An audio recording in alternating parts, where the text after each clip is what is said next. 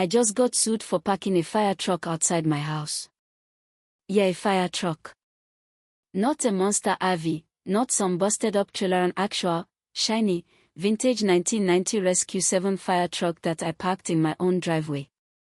You'd think people would get a kick out of it, right? But nope. One person lost her mind, and next thing I knew, I was staring down $20,000 in HOA fines, threats of towing, and a lawsuit that nearly blew up my life. The woman behind it? Sandra Mitchell. HOA president, professional busybody, and apparently, a woman with more skeletons in her closet than a Halloween warehouse. She said the truck violated neighborhood aesthetics and posed a safety risk, but from the look on her face that first morning, it was never about rules. It was about that truck. That exact truck. Let me back up a second. I'm a retired firefighter. Spent over 2 decades running into burning buildings, crawling through smoke, pulling people out of wreckage. When I saw Rescue 7 listed in a government auction, it hit me in the gut. Sentimental, yeah, but more than that. That rig had stories. History. Firefighting ain't something you just walk away from, you know. I bought it for cheap, cleaned it up, and brought it home. It was my way of holding on to something real. So when I packed it out front that Tuesday morning, I didn't expect fireworks. But Sandra saw that truck and froze. I was standing there wiping down the bumper when I heard a crash, dropped her coffee mug on the pavement, shattered it. Then she just stared. Not in curiosity, not even in annoyance. Pure, wide-eyed panic. Like she'd seen a ghost. Turns out she kinda had. That fire truck, the one I bought off a dusty lot, was the very same one that responded to a warehouse fire 5 years ago, her warehouse. And that fire. The one that got her a $2.1 million insurance payout. Let's just say it wasn't exactly an accident. And the only physical evidence left. A star-shaped burn mark on the side panel. Still there. Still visible. And when she saw it, she damn near turned white. Less than an hour later, I had a citation taped to my front door, commercial vehicle in residential zone. $5,000 fine. Remove within 24 hours. I tried to talk to her, calmly. Told her it was legally registered, insured, completely safe. She didn't care. Wouldn't even look me in the eye. Just said, "We have rules for a reason," and scurried back across the street. I let it sit a day. Then came the emergency HOA meeting. Photos of my truck blown up on the projector like it was some sort of crime scene. She said it was a fire hazard, claimed it could spontaneously combust. Joe, my 70-something neighbor who fought in Korea, raised his hand and said, "You fined me $200 because my lawn was 2 inches too high. Now you're worried about combustion." That got a few chuckles, but Sandra doubled down. That's when I started digging. Figured if she wanted a war, she might regret picking a guy who'd been trained to run into burning buildings while she was probably still figuring out which one pairs with someone. So, I go to check the truck, top to bottom.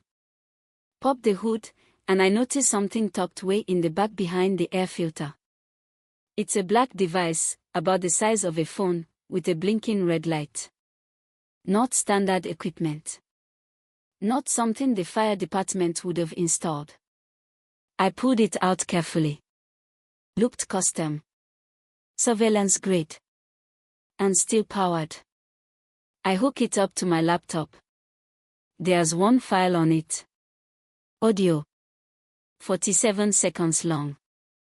Dated August 15, 2019, the exact day of the warehouse fire. I hit play. Crackling flames. Muffled voices. Then a woman's voice. "Calm. In control. Pour the gasoline, yeah, all of it. Smash the windows. Let it burn. Fire trucks en route. We need to go." I replayed it 5 times. That voice. It was Sandra. No question. I knew I needed backup.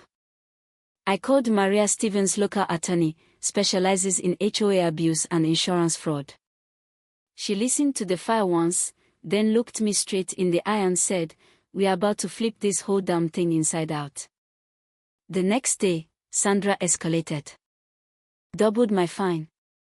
Then offered me $100,000 to sell the truck. In cash. When I turned her down, she threatened to tow it. That night, she tried sneaking into my driveway at 2 a.m.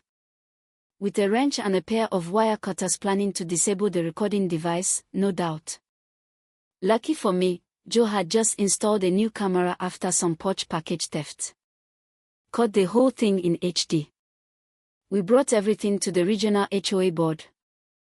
We didn't just tell them, Maria showed them the audio recording, the surveillance footage, the insurance documents. And right there, in front of a full house, she hit play on the recording. Everyone heard it. Sandra's voice, giving direct instructions to commit arson. The room fell dead silent. Lisa, the mom next door who got fined for her kid's basketball hoop, broke the silence with, "That's her. That's her voice." Sandra tried to claim it was edited. Deepfake. AI. Whatever excuse she could throw out. But Maria had already had the audio authenticated by 2 forensic experts. Sandra was cornered and she knew it. Within a week, the insurance company opened a fraud investigation. Turns out, the warehouse fire wasn't her only claim. She'd orchestrated at least 2 other accidents, all with suspicious payouts. And now, with that recording, she wasn't just looking at fines, she was looking at jail time. Sandra resigned from the HOA. Quietly.